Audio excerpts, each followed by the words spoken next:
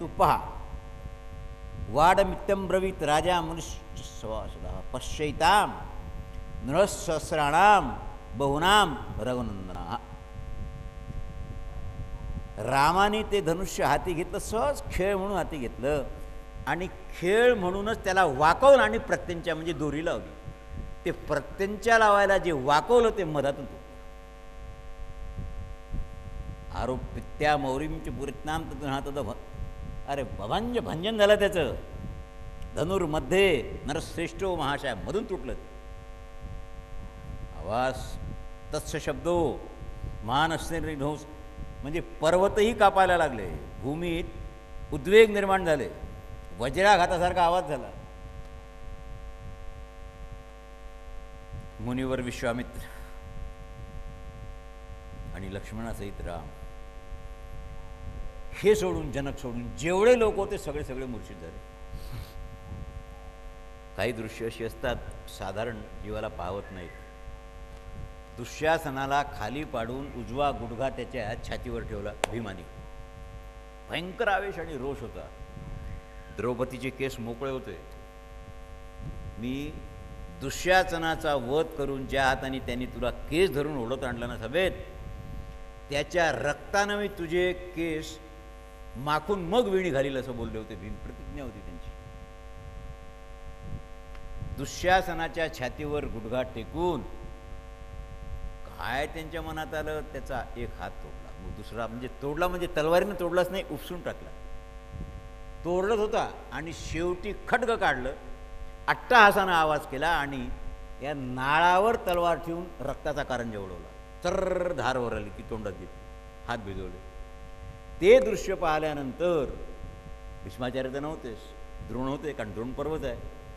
कर्णही कोणी पुरला नाही, पण द्रोण, कूप, धर्मराज 5 माणसं सोडून एकही माणूस तिथे असा राहिला नाही की जो मूर्छित झाला नाही. कारण ते राक्षसी कृत्य होतं ना, कोणी कधी कोण असं केलेलंच नाही. म्हणून शब्द ऐकल्यानंतर मूर्छित होणार नाही माणूस. तत्रो वज्रपात. एक तर विश्वामित्र म्हणतात भवम दृष्टमयो रामो दाशरथ म्हणजे हा आता कीर्तिमिदम मया. श्रीरामाचा पराक्रम आज मी पाहिला माझ्या डोळ्यांनी. हा शिवराय मला माहीत होतं, पण आज याची खरी परीक्षा झाली. महादेवाच्या धनुष्याला चढवणं अद्भुत, अचिंत्य, म्हणजे शक्यच नाही जीवा करता. ही घटना रामाने केली. अन्यथा कर्तुम शक्ती वाचून करू शकले नाही. कर्तुम अकर्तुम अन्यथा कर्तुम. आणि म्हणून जनकानाम कुले कीर्तिम सुतः त्यांनी सांगितलं विश्वामित्रांना, महाराज आता माझी मुलगी रामाला दिली, काही प्रश्नच नाही, तुम्हाला पुढची व्यवस्था काय करायची करा. राजा जनकाने शीघ्रगामी दूत पाठवून दशरथांना हा निरोप दिला. आणि अयोध्यायाम प्रविश्यंती पुनरपी त्रिरात्रमपिता मार्गे. रात्रीचाही प्रवास करून 4थ्या दिवशी दशरथ तिथे येऊन पोहोचले. हे सगळं फार स्पष्ट आहे याच्यात. बरं, आता बाकीचे सोपस्कार ते मी तुम्हाला सांगत नाही, कारण काय दशरथ फार तयारीनं आले होते ना, आणि जेवढ्या तयारीनं आले त्याच्याही पेक्षा दुप्पट आदर सत्कार जनकाने केला त्यांचा. तुम्हाला कधी कधी असं वाटते जे ठराव न करणारे लोक आहेत, जे पोरं विकत नाहीत चौट्याच्या बाजारातल्या बैलासारखे, किंवा लाख रुपये हुंडा गेली, त्यांना 5-5 लाख भेटलेले आहेत लोक आलेले. कारण भीक नाही मागितली त्यांनी, देणारा फार मोठा. पण तुमच्या मनात काहीतरी असते, घोटाळा करता तुम्ही. त्यांची भाऊ जनकाचे कुशध्वज, त्यांची नगरी जवळ आहे अयोध्येपासून, सांकाशा नावाची नगरी, त्या ठिकाणी ते राहत होते. दशरथांनी भावाला बोलवून पाठवलं कुशध्वजाला आणि परिचय देऊन सांगितलं की हे राम लक्ष्मण आहेत. लक्ष्मणाकरता तुझी मोठी मुलगी उर्मिला मी ठरवलेल्या देऊन टाक लक्ष्मणाला. ह्याप्रमाणे आता हे जे संबंध आहेत त्याचं काय असते, जी पुरातन लग्न होती त्यात एक गंमत होती. ब्राह्मण असो, क्षत्रिय असो, वैश्य असो, यांच्या लग्नात फार पूर्वी व्याही दोन्ही समोरासमोर आले की दोघांचे पुरोहित असत. त्या पुरोहितांना आपल्या यजमानाच्या कमीत कमी 7 पिढ्याचा परिचय द्यावा लागे. वधूच्या कुलाचा आणि वराच्या कुलाचा दोघांचे पुरोहित कधी कधी भांडणं होईल, 1.5 तास 2 तास त्याला लागत असत. आम्ही माझ्या लग्नाचा अनुभव सांगतो तुम्हाला. हे होतं पूर्वी, त्याला इलाज नाही. तुमचं कुल कोणतं कुल आहे, कोण कोण महापुरुष तुमच्या कुलात झाले, म्हणून इथे दोन्ही कुलाचे जे पूर्वज आहे त्यांचं वर्णन आहे. अनरण्य, पृथू, पृथूचा त्रिशंकू, त्रिशंकूचा युवनाश, त्याच्यानंतर मानधाता रावणाला बांधलं होतं तो, हे सगळं वर्णन जे आलेलं आहे ना. आणि रससर्वम वगैरे तर तुम्हाला सांगत नाही. याप्रमाणे नांदीमुख श्राद्ध झालं. नांदीमुख श्राद्ध कळते ना तुम्हाला? तुम्ही त्याला नानमुख म्हणता. नानमुख म्हणजे नांदीमुख आणि शास्त्रीवर हे नानमुख म्हणतात. पण नांदीमुख श्राद्धाला करावं काय लागते याचा पत्ता नाही ना यांना. डफळं लावून नैवेद्य देणं म्हणजे नानमुख नाही खरं. त्याचा विधी आहे. त्याला नंदीमुख नाही, नांदीमुख श्राद्ध असं म्हणतात. आणि मग विवाहाची क्रिया आरंभ होते. उत्तरा फाल्गुनी नक्षत्रात वैवाहिक कार्य करण्याचं ठरलं. गो, भूमी, तीळ, सुवर्ण. दान कशाचं करायला पाहिजे? बँक बॅलन्स नाही. कन्यादानाच्या वेळेला गाईचं दान नितांत आवश्यक. भूमिदान 1 गुंठा का असेना नितांत आवश्यक. तीळ नितांत आवश्यक आणि सुवर्ण नितांत आवश्यक. या 4 गोष्टी दान केल्यापासून वैवाहिक सालंकृत कन्यादान पूर्ण होत नाही. याच्यात अर्थ आहेत काही. पूर्वी मुलगी आली नवीन, 10-20 वर्ष का होईना, ती सासरी जाताना आपण दमनीत गाडीत बसवत होतो की नाही, त्यावेळेला तिची आई ओंजळीनं 3 आंजूळ तांदूळ तिच्या पदरात घालत होती. रुमालात नाही, पदरात. किती रुपयाचं लोड असतं. आणि ते तांदूळ तिनं गाठीनं बांधून न्यायचे, कारण रस्ता आहे, 2 दिवस लागतात. मध्ये खायला काय, तिथे गेल्यानंतर तिनं ते तांदूळ शिजवायचे आणि तो भात जेवायचा. म्हणजे आईनं तिच्या भोजनाची व्यवस्था केली. तुम्ही आता डबा देता, मिठाई देता वगैरे, ही जुनी पद्धत. ह्या पद्धतीप्रमाणे हे सगळं झालं. अभ्युदय. अभ्युदय तुम्हाला पाहिजे असेल, गाय दान करावं लागेल. गायचे 100 रुपये चालत नाहीत. वा, विश्वामित्राने सांगितलं, महाराज हे 2 पोरं आले आमचे, भरत आणि शत्रुघ्न, त्यांच्याकरता कुशध्वजेच्या 2 कन्या. याप्रमाणे हे नांदी श्राद्धानंतर वगैरे हे सगळं जे झालं, त्यात दुसरा कोणता राजवंशच नाही आहे. इथे ईशाडा राजपुत्राणाम चतुस्रुणाम महावनः. जनक म्हणतात कुशध्वज आहेत. आता माझं ती एकच आहे, तेव्हा आता हे 3 ह्याच्या पुरी आहेत. ते सगळं झालं. आणि गवाम शतसहस्रम म्हणजे 1 लाख. 1 लक्ष गाईचं दान केलं त्यांनी. काय किती द्यायचं सांगितलं, महाराज हे माझं राज्यच तुम्हाला मी दान देऊन टाकतो. तर भूमी कोणती देऊ? रामदास स्वामीच्या झोळीत शिवानी चिठ्ठी लिहून टाकली होती. स्वामी आले तेव्हा चिठ्ठीच लिहून टाकली, महाराज माझं हे राज्य मी तुम्हाला दिलं आणि मी तुमचा सेवक झालो. त्यांनी सांगितलं हे चालणार नाही, हे शासन कोण करील? म्हटलं तुमचा सेवक करील. राज्य तुमचं, दान दिलं ना तुम्हाला, दान दिलेली वस्तू तुमची झाली. मी तुमचा सेवक म्हणून महाराष्ट्राचं शासन करतो, पण शिवाजी म्हणून नाही, रामदासाचा शिष्य म्हणून करतो. आणि तेच केलं पुढे.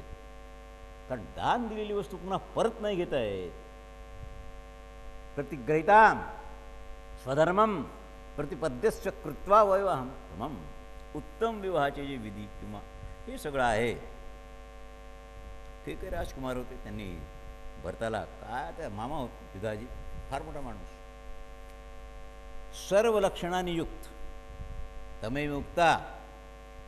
आता त्यात थोडंसं विघ्न आलं. श्रुतकीर्ती आदी यांचं पाणीग्रहण झालंच. शत्रुघ्नाला सांगितलं व ही आता यांच्या नावात एकेकाच्या असं आहे, भरताची पत्नी मांडवी, शत्रुघ्नाची श्रुतकीर्ती. या एका शब्दाची फोड कराल तर श्रुतकीर्तीला शत्रुघ्ना वाचून इलाजच नाही, मांडवीला भरता वाचून इलाजच नाही, ही प्रत्येकाच्या उर्मिलेला लक्ष्मण वाचून इलाजच नाही, सीतेला रामा वाचून नाही. हे 4ही शब्द या 4शी जुळलेले आहेत. आता हे सगळं आहे, पण थोडंसं विघ्न आलंच. ते विघ्नरूपानं नाही, पण परशुराम रूपानं आलं थोडंसं. कारण परशुराम आहेत, आपण त्याची निंदा तर करू शकत नाही. आणि परशुरामाला सत्यस्थिती जाणतात, त्याच्यामुळे बोलायला हरकत नाही. त्यांनी इंद्रासमोर प्रतिज्ञा करून शस्त्र त्याग केला होता परशुरामाने. कार्य संपलं. 21 वेळाने क्षत्रिय पृथ्वी केली आणि कश्यपाला देऊन टाकली. कश्यपाने सांगितलं की माझ्या राज्यात तुम्ही राहायचं नाही, तुम्ही पुन्हा घोळ कराल. म्हणून आजचा जो कोकण, परशुरामाचं मंदिर परशुराम गावच आहे, तिथे समुद्रात उभे राहून त्यांनी भगवंताचं तप केलं आणि समुद्रातून जी भूमी वर आली आजचा कोकण, तिथे त्यांचा आश्रम होता परशुरामाचा. तिथे तप करत होते आणि इंद्राच्या समोर त्यांनी शस्त्रसन्यास घेतला होता. आता हे काय, जे धनुष्य विश्वकर्म्यांनी निर्माण केलं होतं शंकराकरता, त्याचा घोळ होता ना सगळा. मग आता काय करावं? इदम द्वितीयम दुर्घर्षम विष्णुदत्तम सर्वोत्तमम. परशुराम म्हणतात, रामा, तू हे शंकराचं धनुष्य मोडलं आहेस. विश्वकर्म्यांनी निर्माण केलेलं दुसरं माझ्याजवळ आहे. हे 2 धनुष्य जगात सगळ्यात श्रेष्ठ हे माझ्याजवळ आहे. कारण मी या धनुष्याने 21 वेळा पृथ्वी क्षत्रिय केली आहे.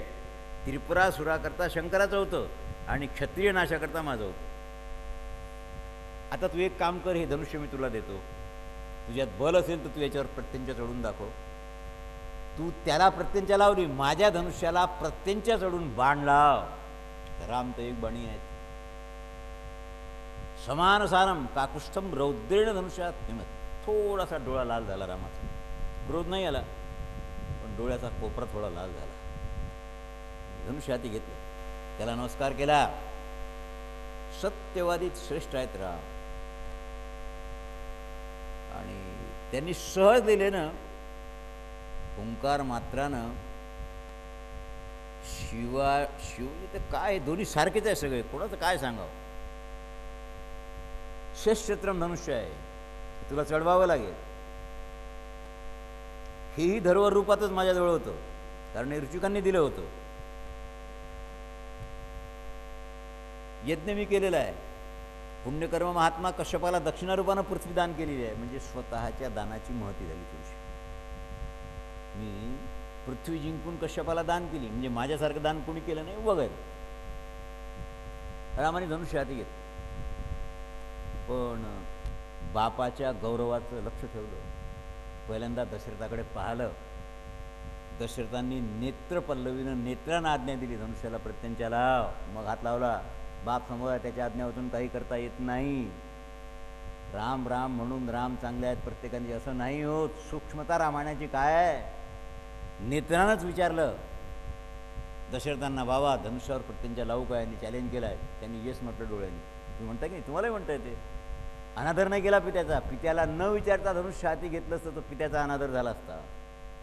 गौरवान पिता तसं का पितृ राव कथा ब्रवीत. सन्मान केला दशरथाचा आणि मग हाती घेतलं. आणि त्यांनी सांगितलं, भृगुनंदन कृतयाश्चत्कृता श्रुतिवानासी भार्गव अनुराध्याय मे ब्रह्मन पितरांगण स्थित.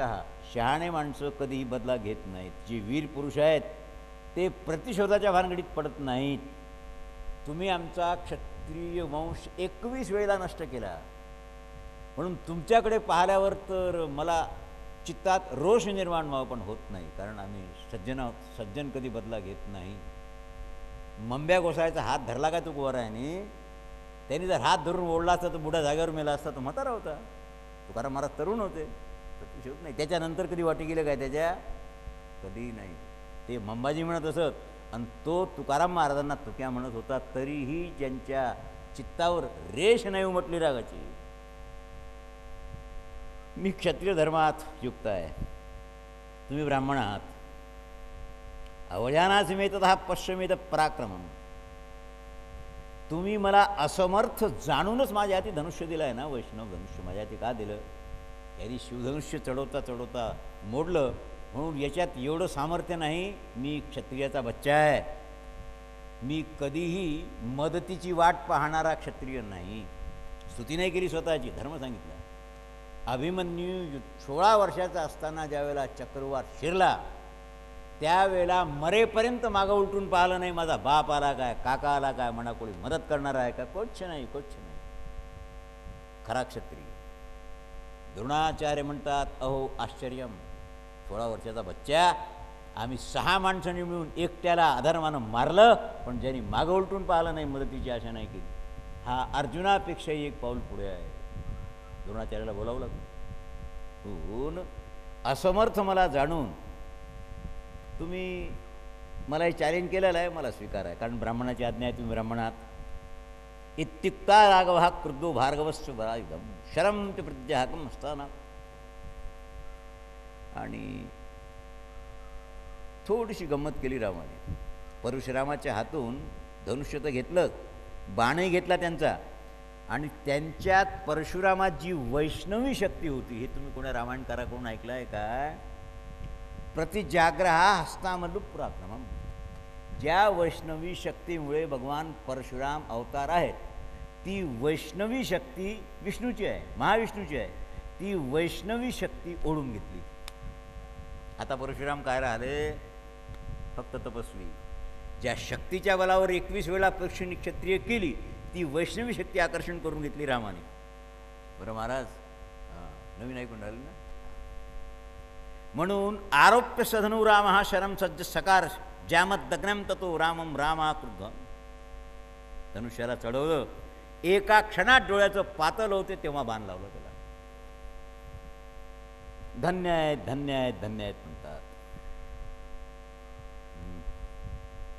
तुझ्यात जी शीघ्रतापूर्वक येण्या देण्याची शक्ती आहे, वैष्णवी शक्ती आहे, शीघ्रतापूर्वक तुम्हाला आता येता जाता येणार नाही. राम म्हणतात, महाराज आता तुम्हाला काय सांगू मी? परशुरामांचं वैष्णव ते निर्वीर्य जमदग्न होऊ. जमदग्नीचे पुत्र जामदग्नी म्हणजे परशुराम. परशुरामात जी सूक्ष्म शक्ती होते वैष्णवी, ती निघाल्यावर परशुराम निर्वीर्य झाले. निर्वीर्यौ रामौ समम. हे रामात ती शक्ती मिसळल्यानंतर वीर्यहीन परशुराम दशरथ नंदन अवलोकन करतात रामाकडे. हा कोण? आणि मग हळूच विचारलं, रामा ज्या वेळेला मी ही पृथ्वी दान दिली ना, त्यावेळेला मग कश्यपानेच मला निवासाला जागा नाही दिली. अविनाशी देवेश्वर विष्णूचं मी तप केलं आणि मग माझं कल्याण झालं. तुझ्याकडे पाहून माझं चित्त जरा विक्षिप्त झालेलं आहे. पण माझी असमर्थता तुझ्यासमोर प्रकट झाली. तू कोण आहेस? न चेयम यत काकुस्थम व्रीडा भवितुर्मर्हति त्वया त्रैलोक्यनाथेन यधम. स्वीकार करावा लागेल तुला, ते मी लोकांचा नाथ विष्णू. का? तुझ्यासमोर मी निर्वीर्य कसा झालो? 21 वेळा पृथ्वी क्षत्रिय करणारा श्रीहीन तुझ्यासमोर मी झालो आहे. सहतान हताहत काय? सहतान दृश्यरामेण स्वाम लोकास्तात जमदाग्नौ जमाक्षो महेंद्र परतो. रामा, हा तुझा बाण आहे. तुझा बाण तू मागं घेणार नाहीस. तेव्हा तुझ्या बाणानं तू माझे जेवढे तपल लोक होते, मी हजारो लाखो वर्ष तप करून जे तपलोक मिळवले होते, ते तुझ्या एकाच बाणानं संपले. आता मला पुन्हा तप करावं लागेल आणि मी तुझी आज्ञा घेतो आणि महेंद्र पर्वतावर तपा करता जातो. तो बाण सोडला राजस्थानात. नाथांनी याचं फारच गोड वर्णन केलं की ते आता शंकासूर वगैरे आहे, त्या भयंकर समुद्र, आत्ता जो राजस्थान आहे ते काठेवाडापासून वरचा भाग, त्या शंकासुराचा वध झाला, त्याला भगवंताने वाजवायला घेतलं वगैरे. आणि आता त्याला मी शंकासूर का म्हणतो? शंखाच्या रूपात असुर होता, पण शंकासूर तसा वेगळा आहे. हे बरं, त्या लोकांनी शरणागतीनंतर, कारण जनपद तो होताच ना, त्याने म्हटलं, महाराज आता आमची स्थिती काय आहे? समुद्र आटला, वाळवंट झालं, इथे काहीच पिकणार नाही. त्यांनी सांगितलं पिकेल. इथलं जे जल आहे ते खूप खोल जाईल, पण इथल्या जलात प्रत्येक वस्तूचं, ज्याला तुम्ही व्हिटॅमिन्स म्हणता, अतिशय तेजयुक्त या पाण्यासारखी चव संबंध भारतातल्या कोणत्याही राष्ट्रातल्या पाण्याला राहणार नाही, प्रांतातल्या पाण्याला राहणार नाही. आणि अतिथी सत्कारात इथले लोक सगळ्याच्या पुढे राहते, असं वरदान, 3 वरदान रामाने त्यांना दिले. याप्रमाणे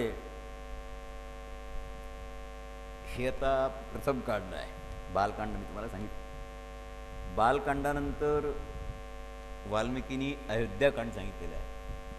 अयोध्याकांडात जसं जसं तुम्ही ऊसाचा कांड एक एक खाली येता तशी गोडी त्याची वाढते. ही गंमत आहे. सुंदरकांड तर गाव्याच्याच ठिकाणी आहे, प्रश्नच नाही केला. भरताचे मामा होते युधाजित, अश्वयुग नगरीचे अधिपती होते. त्यांनी हे घरी आल्यानंतर भरतांना जबरदस्तीने घेऊन गेले. दशरथाजवळ नाही ठेवलं, मी माझ्या भाच्याला नेतो म्हणून युधाजिताने भरताला नेलं. भरताचं शत्रुघ्नावर जास्त प्रेम, कारण शत्रुघ्न भरत सेवक होते म्हणून जाताना त्यांनी भरतांनी शत्रुघ्नालाही सोबत नेलं. आता मी तुम्हाला याची मानसिकता कशी असते ती सांगतो. भरत हजर नाही आहेत, शत्रुघ्नाला घेऊन गेलेले आहेत, कारण ते काही सूत आहेत आणि गुप्त मंत्र प्रगट होऊ नये. माणसाने हा प्रयत्न नेहमी करत राहावा, शास्त्रवचनाचा आधार घ्यावा, सत्पुरुषांचा संग्रह पालन आणि दुष्ट पुरुषांचा निग्रह, हे योग्य वेळेला कधी कसं करावं याचं ज्याला ज्ञान आहे तो राजा होण्याच्या लायकीचा असतो. हे संताकरता नाही सांगत नाही. म्हणजे फुलाला नष्ट न करता त्यातला रस भ्रमर ज्याप्रमाणे ओढून घेतो त्याप्रमाणे आय व्यय याचा हिशोब ठेवून प्रजेची शांती कायम ठेवणं आणि त्यांना उपाशी न ठेवणं याचा विचार राजाला करावा लागतो. आता राम तर धनुर्वेदात महात्माच आहेत. महाभारतात सभापर्वात नारदांनी युधिष्ठिराला बोध केला आहे. युधिष्ठिरा, शास्त्राव्यहा विधानम कश्चिदासस्य चार्तेन चतुभागेन ते पुन्हा. तुमची जी आय असेल त्यात तुम्ही 75% तुमचा प्रपंच कसाही असला तर चालवावा आणि 25% आपत्कालाकरता धन शिल्लक टाकावं. जो सगळंचं सगळं 100% खर्च करतो तो मूर्ख आहे आणि खर्चाकरता कर्ज काढतो तो महामूर्ख आहे. आता बँक भेटल्याशिवाय काही येत नाही, हे मूर्ख नाहीत, महामूर्ख. हे रामायण सांगते बरं, नॉट माय वर्ड्स, लक्षात ठेवा. का? नारदांची आज्ञा आहे ती. 5 वस्तू ज्या आहेत त्याचं विभाजन करणारा माणूस या लोकात सुखी होतोच पण परलोकातही सुखी होतो. नारद म्हणतात धर्म, यश, अर्थ, आत्मा आणि स्वजन या 5 लोकांची चिंता व्हा, कारण भावासारखा मित्र नाही आणि भावासारखा शत्रू नाही. तरुण पुत्र पित्याच्या मृत्यूची वाट याच्याकरता पाहतो की हा बुडा मेला की माझ्याजवळ तिजोरीची चाबी आली. भाऊ भावाची वाट याच्याकरता पाहतो की कोण्या दिवशी आपला बाप हिस्सेवाटी करील आणि आपल्याला आपला वाटा मिळेल. तो एवढाही कमी जास्त मिळेल याच्याकरता शत्रू होणारा भाऊ. काय ग्रंथ म्हणजे काय आहे ते. मिथिलापती जनक विचाराकरता नाही बोलावलं, निर्णय घेतला स्वतः मंत्र्यासहित. राम तरुण होत आहेत आणि राम विश्वामित्राबरोबर जाऊन आले होते, तेव्हा मी याला राज्य देऊन मोकळा होऊ काय. प्रजेनी एक मुखानं होकार दिला, कारण संमती प्रजेची, मंत्रिमंडळाची, पण त्यांनी स्त्रियांची संमती नाही घेतली. कौशल्याची नाही, सुमित्रीची नाही आणि कैकेयीची नाही. आणि आपलं आता आधी मत बायकोचं, मग बापा बिबाचं पाहू पुढे काय होतं. त्या आधी मत कोणाचं? हे रामायण आहे, महाभारत आहे, यातले जे नियम आहेत. शत्रुनगरीला पीडित करणारे दशरथ त्यांनी सगळ्यासमोर ठेवलं. श्रीरामाच्या राज्याभिषेकाचा प्रस्ताव आहे. सगळ्यांनी हो म्हटल्यावर काही लोक फार चतुर असतात. कौशल्या फार चतुर, पत्नी चतुर लागते. पद्मीन चित्रण शंखन डंखन 4 नार कहलाई, कबीर साहेबांचं प्रमाण आहे. स्त्रिया 4 प्रकार आहेत. एक पद्मिनी नार, दुसरी चित्रिणी, तिसरी शंखिणी आणि 4थी डंकिनी. म्हणजे रात्रंदिवस आम्हा युद्धाचा प्रसंग. डंकिनी त्याला काय 4 प्रकार आहे. तर पद्मिनी म्हणजे पद्मिनी. कौशल्या पद्मिनी होती. कौशल्याला सांगितलं मी असा असा विचार केलेला आहे. कौशल्या फार चतुर. तिने सांगितलं महाराज याच्यासारखा आनंद मला कधी मिळणारच नाही. माझ्या पुत्राचा राज्याभिषेक तुमच्या तोंडून हे ऐकल्यानंतर मला कृतकृत्य झाल्यासारखं वाटते. पण एक प्रश्न विचारू काय? सांगितलं हो विचार. बायकोने प्रश्न विचारला तर विचारू द्या.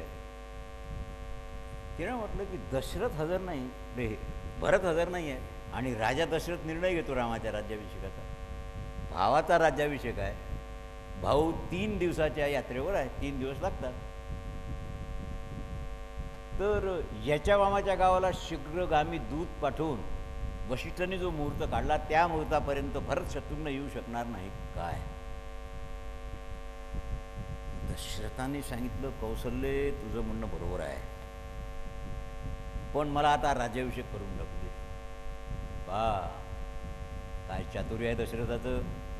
न जाणो भरत हजर असेल आणि कैकेयीनं जर वर बोट केलं, जसा हा त्याचा ज्येष्ठ आहे तसा माझाही ज्येष्ठ भरत आहे, आणि म्हातारपणात तुम्ही माझ्याबरोबर लग्न केलं आहे, मी तुमची आवडती आहे, मग माझ्या मुलाला राज्याभिषेक का नाही हा प्रश्न निर्माणच होऊ नये म्हणून मामाकडून भरताला न बोलावता राज्याभिषेकाचा मुहूर्त काढला. राजाला इतकं चातुर्य लागत असते.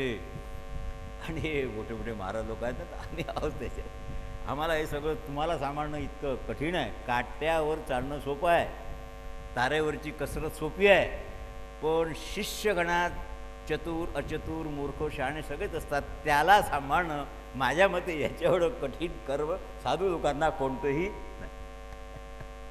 काय काय रावाड्यात काय नाही आहे. तथा सुमंत ज्ञान राजा वचन ब्रवीत रामकृतात्मा भाव तो. तयारीला काय तयारी म्हणजे राजा बोलेन दळ हाले. रामाला बोलव पाठवलं. ज्येष्ठयामीं पत्न्यां सर्वशां ताः उत्पन्नस्संत गुणेष्टो हि राम महात्मा प्रिया तथा तात्पर्योनुष्य सुरगुण निष्ठा तस्मात् पुण्य लोगून यो राज. शेठ म्हणतात, रामा तुझा जन्म माझ्या मोठ्या पत्नीच्या उदरातून झालेला आहे आणि तू तुझ्या मातेप्रमाणेच आहे, कारण खान तशी माती. मी तुम्हाला किती वेळ सांगितलेलं आहे, पित्याची प्रीती कन्येकडे राहील आणि मातेची प्रीती पुत्राकडे राहील. हा निसर्ग आहे फॉर एव्हरीबडी. आता मी असं ठरवलेलं आहे की मला तू अतिशय प्रिय आहेस, सगळेच प्रिय आहे, पण तू ज्येष्ठ आहेस आणि श्रेष्ठही आहेस, म्हणून पुष्य नक्षत्राच्या योगाला मी युवराज पदावर तुझा अभिषेक करायचं ठरवलेलं आहे. मी तुझी संमती नाही घेत, तुझ्या कानावर टाकतो, पोरांच्या कानावर टाकत जा की बाबा मला नारायणला सप्ताह करायचा आहे, मी ₹1,00,000 खर्च करतो. हो कानावर टाकत जा. अरे बा करू की नाही म्हटलं की आज्ञा घेतली. रामायण ऐकत जा.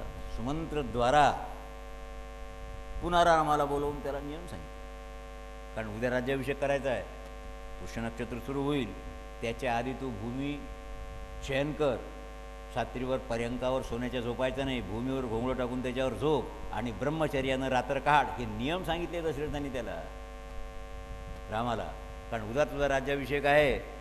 हे सगळ्या त्याला सूचना दिल्यानंतर ज्योतिष्यांचं म्हणणं आहे की माझ्या जन्म नक्षत्राला सूर्य मंगल आणि राहू या भयंकर ग्रहांनी आक्रांत केलेला आहे. तेव्हा मला असं वाटते की प्रयाणेवा निमित्तादानी समुद्भवे राजा आहे कोणी घोरामच्या.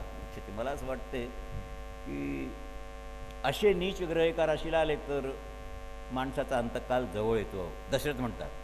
म्हणून रामा माझ्या कुंडलीत सध्या हे ग्रह पापग्रह एकत्रित झालेले आहेत, पण मला असं वाटते की उद्या माझं शरीर पडेल केव्हा तरी पडेल, जवळ आहे, म्हणून तुझा राज्याभिषेक करून मोकळं व्हावं. गवत अंथर खाली, गवत अंथरल्यावर त्या शय्येवर शयन कर, कारण निर्विघ्न पार पडावं.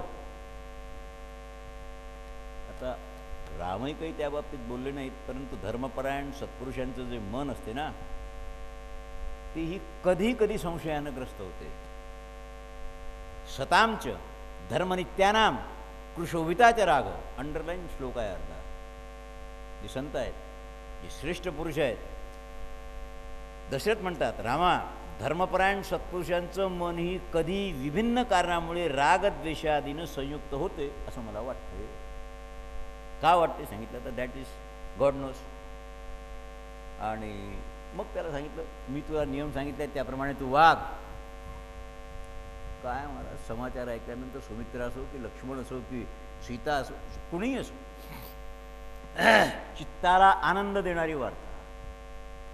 वशिष्ठांनी सांगितलं सीतेसहित रामाला उपवास व्रत ठेवण्याची आज्ञा द्या. सीतेला सांगितलं तूही काही खायचं नाही म्हणजे एवढा साबुदाणा, डझनभर केळं आणि पाव किलो मिठाई. कारण ते चतुर्थी आहे व मग दुपारी का रात्री चंद्र कधी निघेल तो मेला लवकर निघतही नाही. त्याला शिवाय देतात त्या चंद्राला, त्याची चतुर्थीही करतात आणि एवढं ते काही काही व्रतबीत काही नाही. That's all bogus. उपवास याचा असा आहे, उप म्हणजे जवळ, देवाजवळ बसून त्याचं नामचिंतन करणे हा उपवास, त्याच्या जवळवास. आणि पाणीही न पिणे, फक्त दूध, पाणी आणि गुरुआज्ञेची वस्तू, या तिघांना उपवास मोडत नाही. बाकी कशाने मोडेल? पाण्यानंही. म्हणून उपवासात जलभक्षणाची आज्ञा नाही. सीतेलाही सांगितलं, रामालाही सांगितलं तुम्हाला उपवास करायचा आहे. आणि 3 प्रहर रात्र गेली. 1 प्रहर रात्र राहील, 3 तास. प्रहर म्हणजे 3 तासाचा. त्यावेळेला तुम्ही जागृत व्हायचं झोपेतून आणि स्नानादी केल्यानंतर संध्या मग या ठिकाणी आमचा निरोप येण्याची वाट पाहायची आणि तू एकट्याने त्यावेळेला यायचं. तर नारायण शब्द याच्यात आहे पंचयती. तर नारायण तर आहे, रामपक्ष काय बोलायचं? नरे नाही ती नारायण. हा ही सगळी तयारी कशी तयारी आहे? ही तयारी तुम्ही लक्षात ठेवा, धर्मयुक्त विधीनं युक्त तयारी आहे ही, साधी तयारी नाही आहे. धर्मयुक्त तयारी. सगळ्या अयोध्येला, तर अयोध्या आधीच चांगली, अयोध्येचं वर्णच आहे, पण जी माणसं तिथे राहत होती त्यांचा आनंद राजापेक्षा द्विगुणित होता. अलंकारम तर सेमम कृत्वा तू, केशर मिश्रित जलाचा सडा संबंध अयोध्येत टाकला. सडा म्हणजे शेणा वाचून सडा होत नाही. बकरीच्या लेण्या बारीक केल्या किंवा म्हशीचं शेण आणलं तर सडा होत नाही, तो सडा निकृष्ट आहे. गोमय, गाईच्या शेणातून मग पाण्यात मिश्र करून जो सडा टाकला जातो तो सडा आहे. आणि थोडेसे नियम आहेत त्याचे, रांगोळी वगैरेचे सगळे आहेतच. तुम्ही वैदिक आहात, हिंदू आहात, त्याची खूण आहे. सद्भावाचा शिडा, स्वामी महाराजांचं रूपक अतिगोड आहे. नित्य म्हणजे नित्य करावं लागेल त्याला. सद्भावाचा सडा नित्य पाहिजे, घरासमोर सडा नित्य पाहिजे, अशौच सोडून. जर मृता शौच असेल त्यावेळेला सडा आणि रांगोळी घालायची नाही. याप्रमाणे सगळ्या पुरीत वगैरे वगैरे सगळं झालं. आणि आता हे कसं करावं? चिंता कैकेयीच्या मनात आहे. चिंता कोणती आहे? हा जर एवढा मोठा कार्यक्रम आहे, यांनी भरताला बोलवू का पाठवलं नाही? मी थोडंसं 2 मिनिटाचं सांगून आपण आवरून घेऊ. ही बातमी सगळ्याच्या आधी मंथरेनं कैकेयीला सांगितली, कारण ती दान दिलेली दासी होती. पूर्वी दासी दान देत असत राजस्थानात, दान दिलेली दासी. तिने जेव्हा माहिती सांगितली त्यावेळेला मोत्याचा कंठा गळ्यातला तिला बक्षीस दिला. कैकेयीने सांगितलं, मंथरे मला इतका आनंद झाला आहे राम राज्याभिषेकाचा, तू मागशील ते तुला ते मी द्यायला तयार आहे. कंठा तिला देऊन टाकला. विवीर दायान हर्षेण धात्री तू प्रयामुदा, आनंदित झालेली आहे ती. आणि त्या कुब्जेनं विचारलं, तुला ही बातमी खरी वाटली काय? सांगितलं, खरं सांग, तू ही बातमी मला खरं सांगते आहेस की खोटं आहे? तिने सांगितलं, महाराजा दशरथांनी निर्णय घेतलेला आहे आणि निश्चित उद्या सूर्योदयानंतर पहिल्या प्रहराला रामाचा राज्याभिषेक होईल. राज्याभिषेक झाला नाही आपण उद्या पाहू. आणि व्हॉट इज मंथरा हेही उद्या पाहू. पुंडलिक वरदा हरी श्री ज्ञानदेव. विठ्ठला विठ्ठला विठ्ठला.